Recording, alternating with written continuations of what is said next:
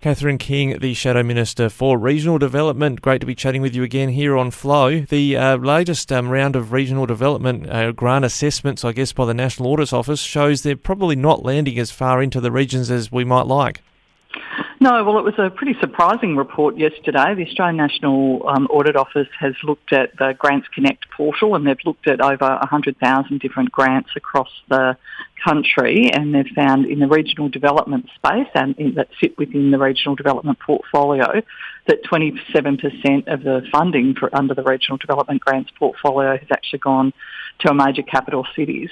What I think this points to, because there's a bit of investigation to go into what they've included and what they haven't included in that bucket, but what it points to yet again is that there is billions of dollars of slush funds sitting within the infrastructure, transport and regional development portfolio where there is very little transparency about how it is spent. There's very little accountability about how it is benefiting the regions, and there's very little transparency about the process by which people can apply and local councils can get a fair share of this money. We've seen whether it's from sports routes to the Building Better Regions routes we talked about, where you had the local member Anne Webster belling the cat, saying that she'd had access to a spreadsheet that no one else seems to have access to other than National Party MPs. I just think there's a real problem with the way grants are being awarded by this government. Is it concerning the Audit Office also picked up that somewhere in the region of 20% of grants were actually approved before the deadline for applications had concluded? Yep.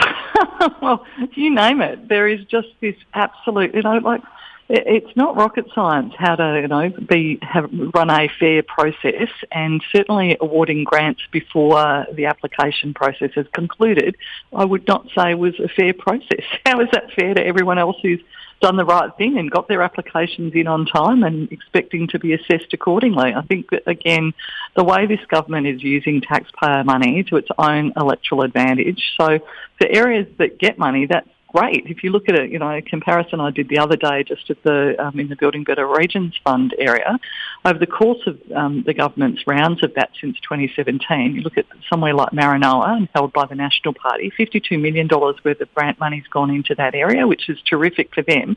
But then you look at an area like Bendigo, and at the equivalent period, they've had $2 million out of that grant bucket. So you sort of have to say how really is this government allocating money, and what basis is it doing so? And it is absolutely clear that there isn't a fair process being run, and it isn't transparent. And I gather you'll take up a lot of that forensic work in estimates next week, but is there an opportunity on that green and pink rating system Dr. Webster told us about to take it up in question time this week?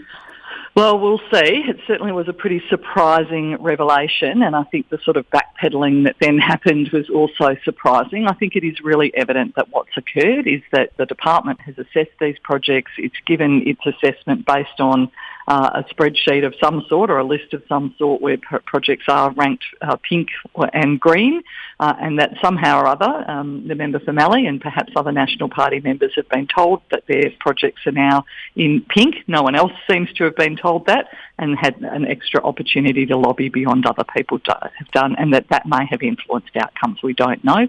We'll certainly use Senate estimates for that. Perhaps question time. We won't. We'll hold our cards close to our chest on that one. We'd like to surprise them. They are questions without notice on that, but if it is true, it is pretty scandalous, frankly, that would happen. It really is unfair, and if there's any fair process, basically every single applicant should have an equal opportunity to be able to have their case assessed on the same basis, with the same information, with the same opportunity for support from their local MPs, and then it should be assessed fairly.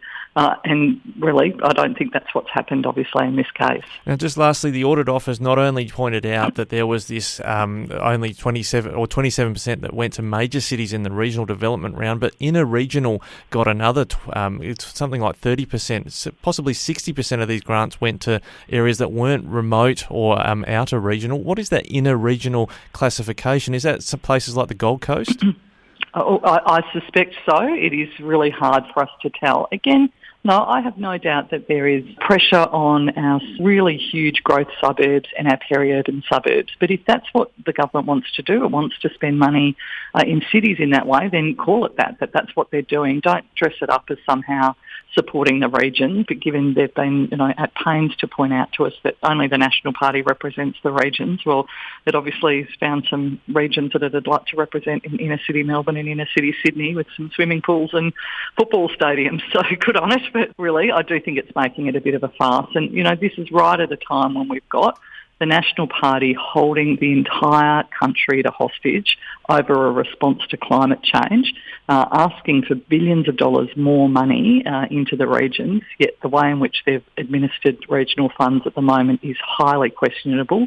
And you'd have to say, if you get billions of dollars more money for the regions out of the government for this climate change package, then how are you going to administer it? And if it's the way they've been administering up until now, I think there are many people who would have a lot of little faith that they would be doing it fairly and in a transparent way. Well, that's sort of, I think your Senate colleague Deb O'Neill said that there was rumoured $20 billion that the Nationals were looking for in compensation. Is that sort of crystallised in terms of a solid figure, or it's all still speculation? I think it's all still speculation at the moment, but you've got to think already, as I said, there's billions of dollars sitting in funding within the regional development portfolio. And one of the other things the Australian National Audit Office found is that 34% of it, I think, had not gone through any competitive grants process. So how do local councils, local community organisations know to apply when there's there is no application process? You just get chosen. So I think, again, you'd want to know that there's a proper, fair, transparent process for all of these grants. And I really just think it's got beyond a joke. I think the National Party somehow thinks this is good. I don't think it's good. I don't think it's good for our regions. I don't think it reflects the diversity and the needs of different regional economies across the country. I think they are solely and utterly focused on trying to win seats in the next election, and that is all this is about. It's not about the regions at all. Well, Catherine King, I know you've got a busy day involved in Canberra. I look forward to hearing more out of Canberra on this. Thanks for your time today. Really good to talk with you, Rikki.